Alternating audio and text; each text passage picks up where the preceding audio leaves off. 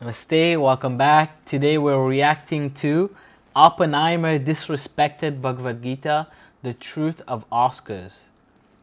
Ooh, a title full of drama. Alright, let's see what's up. Now I am become death, the destroyer of worlds. America के well known physicist Julius Robert Oppenheimer का ये famous quote असल में भगवद गीता के 11वें अध्याय का 32वां श्लोक है। मैं अब काल बन गया हूँ जो तीनों लोकों का विनाशक है।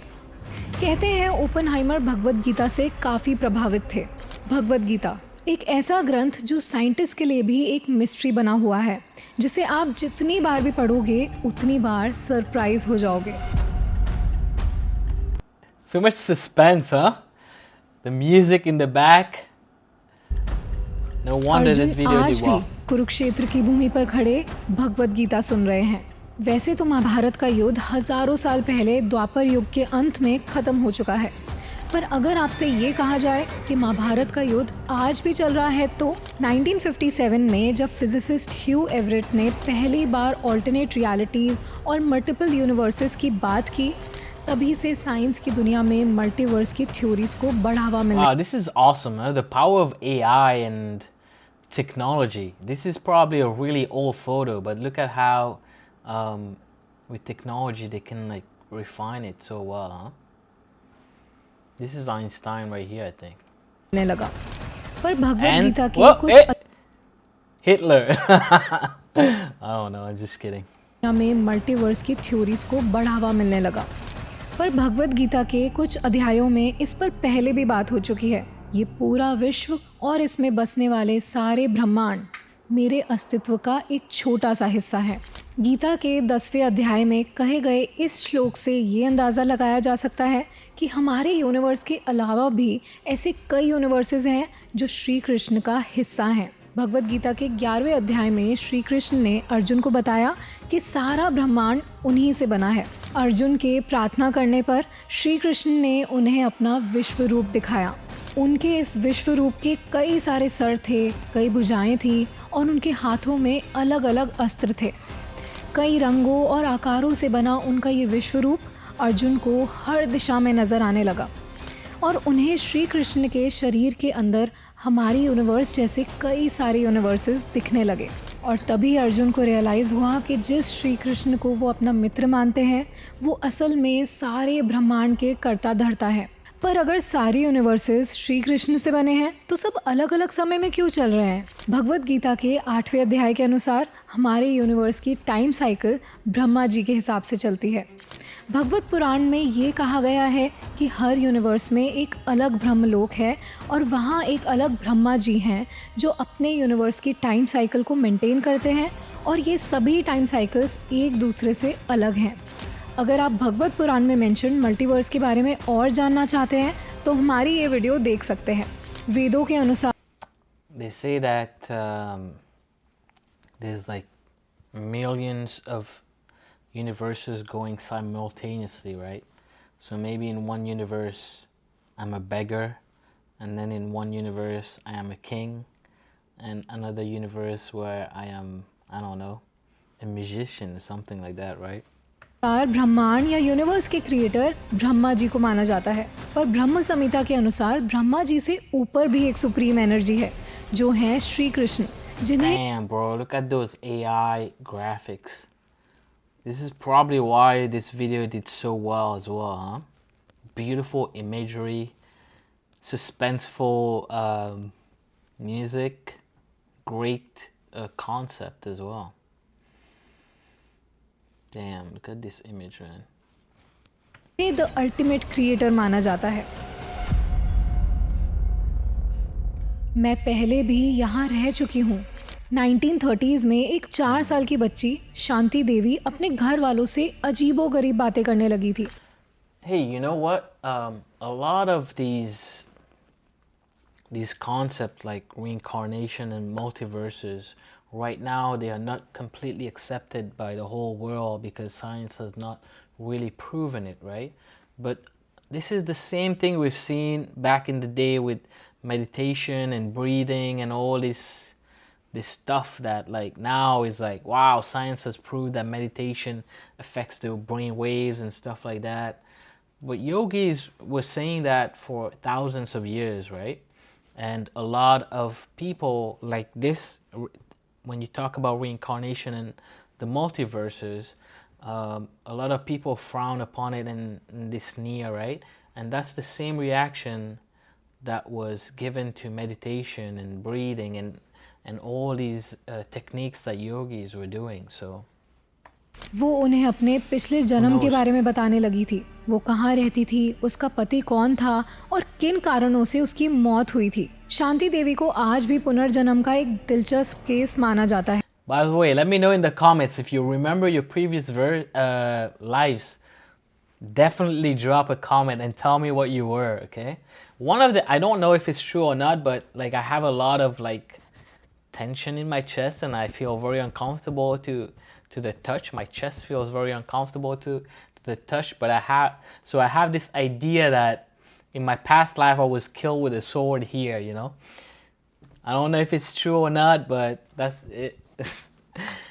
हमने पास्ट में शांति देवी और उनके पुनर्जन्म की कहानी पर भी एक वीडियो बनाई है जिसे आप देख सकते हैं। पुनर्जन्म या रीइंकार्नेशन एक ऐसा टॉपिक है जो सुनने में किसी इंटरेस्टिंग मूवी की कहानी की तरह लगता है, पर इस टॉपिक ने आज तक साइंटिस्ट को भी बेचैन किया है। 1960 में एक American psychiatrist doctor Ian Stevenson ने रीइंकार्नेशन पर एक डिटेल स्टडी की, जिसमें उन्होंने 3000 से भी ज़्यादा रीइंकार्नेशन केसेस को कलेक्ट किया और उनके डिटेल एग्जामिनेशन में ये सामने आया कि कई 8 से 9 साल के बच्चों को कुछ ऐसी बातें और जगह याद थी जिनका उनसे कोई रिलेशन नहीं था।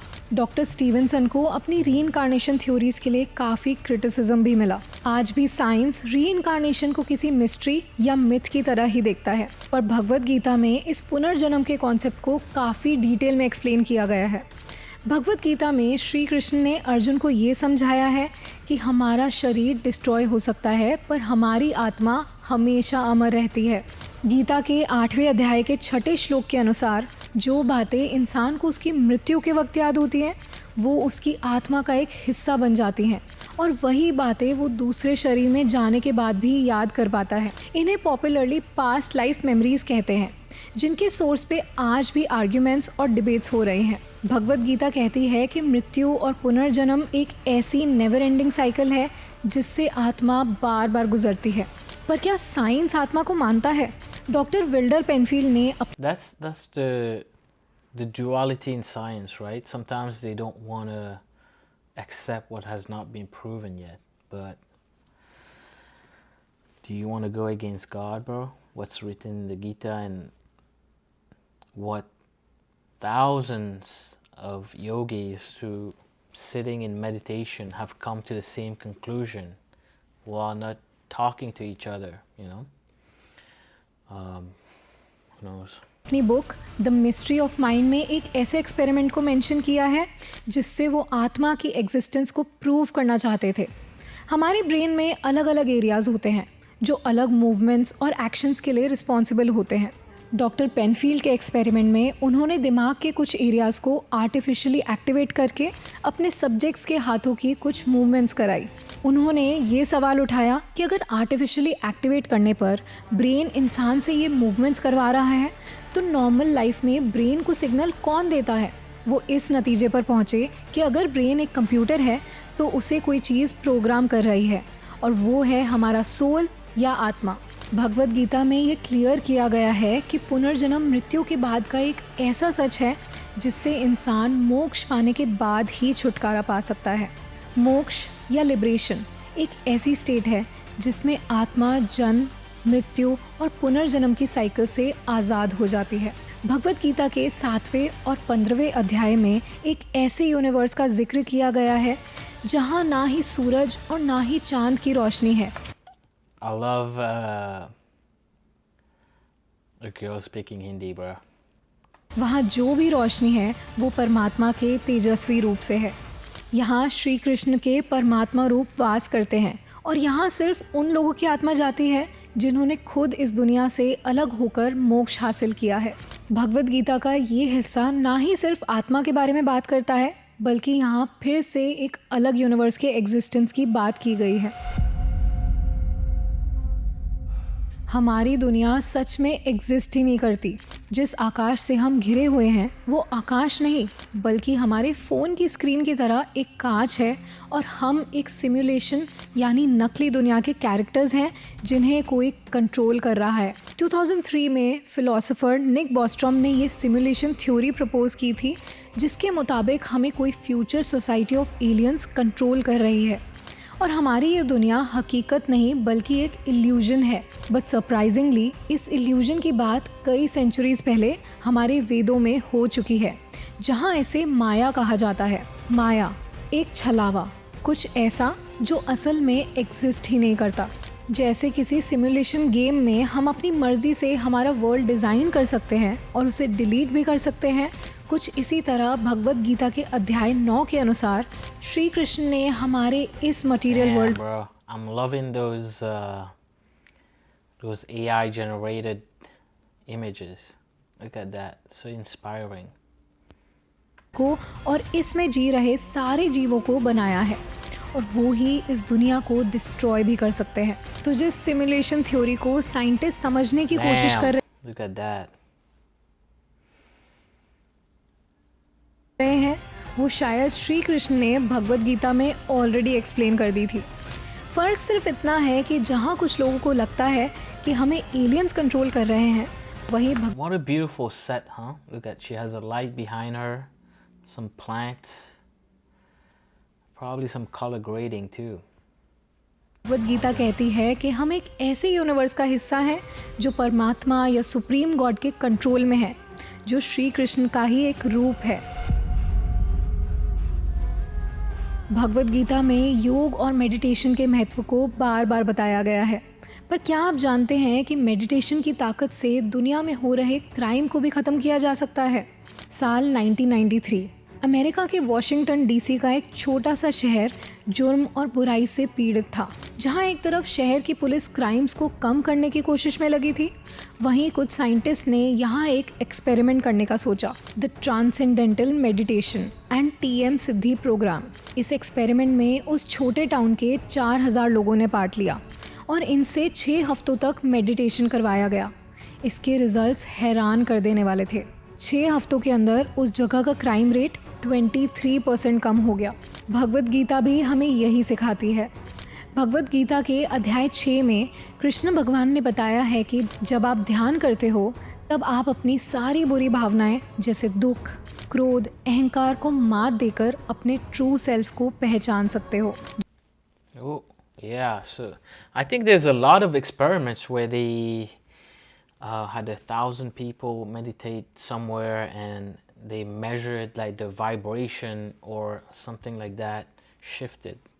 जिस पावर ऑफ मेडिटेशन का इम्पोर्टेंस साइंटिस्ट 20th सेंचुरी में सिखा रहे थे, उसे हमारे ग्रंथों ने कई हजार साल पहले ही बता दिया था। हमारे स्क्रिप्चर्स में कई ऐसे राज छिपे हैं जिन्हें जानकर ऐसा लगता है कि इनमें ना जाने कितनी ऐसी नॉलेज है जो अभी भी अनडिस्कवर्ड है। अगर आपको भी भगवद गीता से जुड़े कुछ ऐसे फैक्ट्स पता हैं तो हमें कमेंट्स में ज़रूर बताना।